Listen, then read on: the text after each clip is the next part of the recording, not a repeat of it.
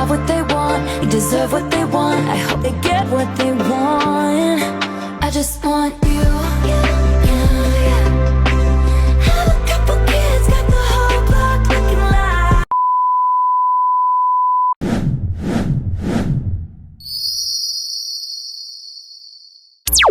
Assalamualaikum warahmatullahi wabarakatuh. Perkenalkan, nama saya Safar Arif Asyam. Saya Citra Permatasari dan Aku Amira. Saya Narwa Desvitania, saya dari kelompok 7. Saya dan teman-teman saya kelompok 7 akan membahas tentang sejarah pendidikan dunia 1 Mesir kuno, Yunani, dan Romawi, serta sejarah pendidikan pada abad pertengahan.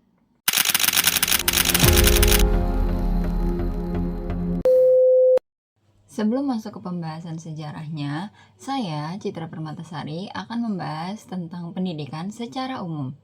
Apa itu pendidikan? Pendidikan adalah usaha sadar dan terencana untuk menciptakan suasana belajar dan proses pembelajaran agar peserta didik dapat mengembangkan potensinya dan belajar dengan baik. Pengembangan potensi diri meliputi aspek spiritual, pengendalian diri, kepribadian, kecerdasan, akhlak, serta keterampilan yang dibutuhkan dalam kehidupan bermasyarakat. Menurut Kamus Besar Bahasa Indonesia atau KBBI, pendidikan berasal dari kata didik, yang berarti memelihara atau memberikan latihan atau tuntutan mengenai akhlak dan kecerdasan pikiran. Nah, dari pengertian ini dapat disimpulkan bahwa pendidikan tidak hanya berfokus pada pengetahuan, tetapi juga pada pembentukan karakter. Dan pendidikan juga merupakan proses berkelanjutan, baik melalui jalur informal ataupun formal.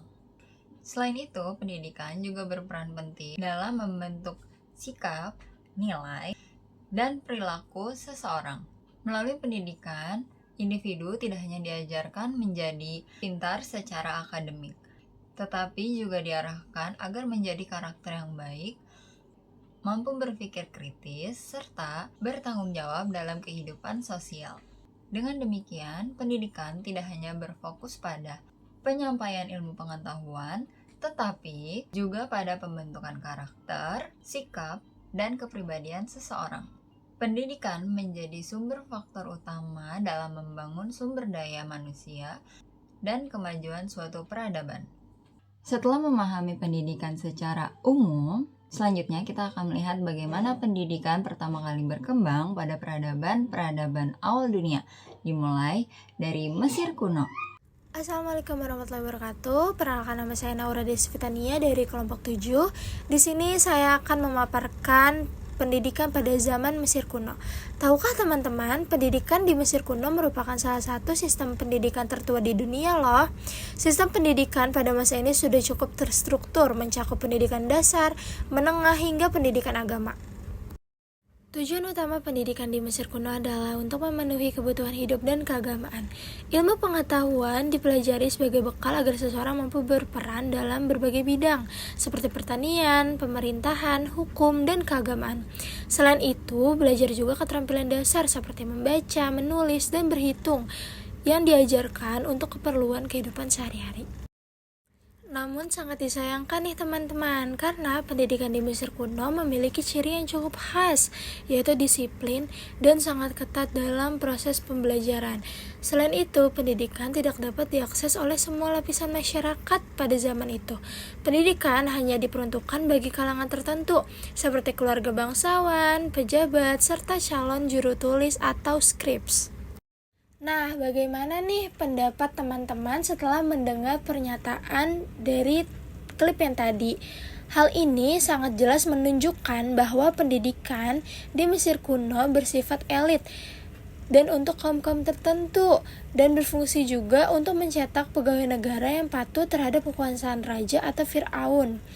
Selanjutnya kita akan jalan-jalan dan kita bersama akan melihat bagaimana sistem pendidikan berkembang di Yunani kuno yang akan dilanjutkan oleh rekan saya. Pendidikan di Yunani kuno memiliki peran yang sangat penting dalam pembentukan peradaban barat. Tujuannya, pendidikan di Yunani adalah membentuk warga negara yang cakap sekaligus individu yang berintelektual tinggi. Terdapat dua model pendidikan, yaitu yang pertama ada Athena, yang kedua ada Sparta. Athena lebih menekankan pada pengembangan filsafat, seni berbicara, dan demokrasi. Sementara itu, Sparta menekankan pendidikan militer, kedisiplinan, dan kekuatan fisik demi kepentingan negara.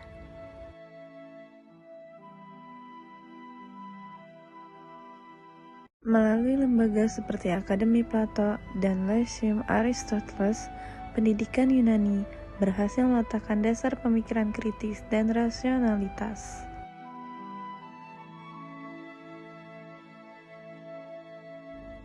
Pendidikan tidak hanya bertujuan mentransfer pengetahuan, tetapi juga membentuk manusia secara seimbang, baik dari segi pikiran, moral, maupun fisik.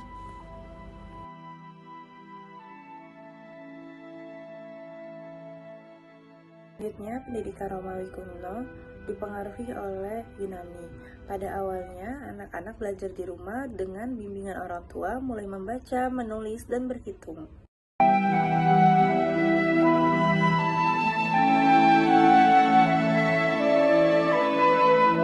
Kaum bangsawan kemudian melanjutkan pendidikan di Ludus Literanus untuk mempelajari bahasa Latin, matematika, serta berbicara atau retorika.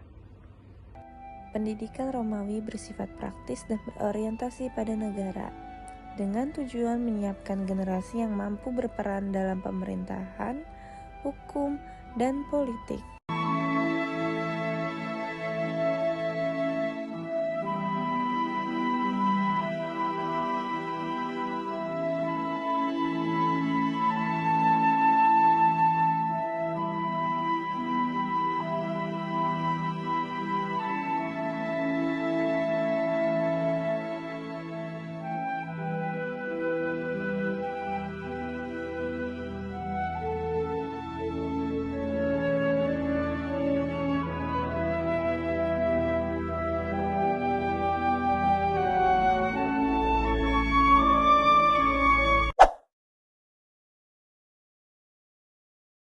Setelah runtuhnya Kekaisaran Romawi Barat, pendidikan di Eropa mengalami perubahan besar.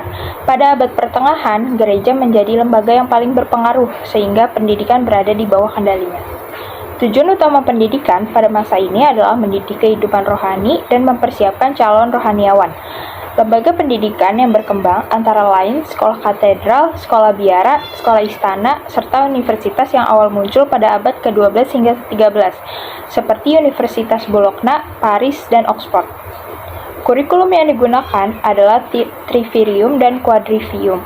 Trivium meliputi tata bahasa, logika, dan retorika, sedangkan Quadrivium meliputi aritmetika, geometri, astronomi, dan musik. Metode pembelajaran bersifat dogmatis dengan bahasa Latin sebagai bahasa pengantar utama. Meskipun bersifat religius dan terbatas bagi kalangan tertentu, sistem pendidikan abad pertengahan menjadi dasar lahirnya universitas modern dan perkembangan ilmu pengetahuan pada masa selanjutnya. Sebagai kesimpulan, pendidikan Mesir kuno bersifat elit dan religius. Pendidikan Yunani menekankan pembentukan manusia seutuhnya. Pendidikan Romawi bersifat praktis dan berorientasi pada negara, sedangkan pendidikan abad pertengahan menjadi fondasi sistem pendidikan modern.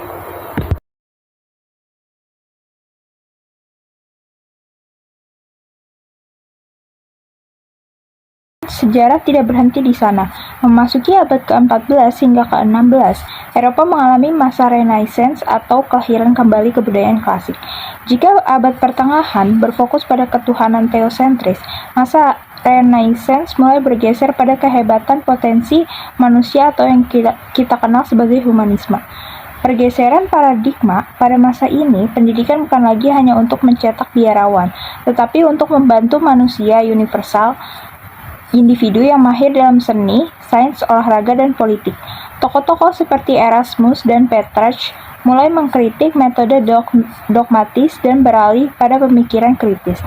Penemuan mesin cetak. Titik balik terbesar terjadi dengan ditemukannya mesin cetak oleh Johannes Gutenberg. Penemuan ini meruntuhkan monopoli informasi. Buku tidak lagi menjadi barang mewah yang hanya dimiliki gereja. ilmu pengetahuan mulai tersebar luas ke masyarakat umum, memicu gelombang literasi di seluruh penjuru Eropa. Dan yang terakhir, pendidikan untuk masyarakat atau masa reformasi. Seiring dengan gerakan reformasi, muncul kesadaran bahwa pendidikan dasar harus bisa diakses oleh semua orang, bukan hanya kaum bangsawan. Hal ini memicu lahirnya seolah-olah rakyat yang menggunakan bahasa asing daerah masing-masing, bukan lagi hanya bahasa Latin. Semua fase ini adalah anak tangga yang kita lalui hingga sampai pada sistem pendidikan modern yang kita jalani saat ini. Sistem yang menghargai keberagaman ilmu dan hak setiap individu untuk belajar. Sekian dari kelompok kami, kurang lebihnya mohon maaf. Wassalamualaikum warahmatullahi wabarakatuh.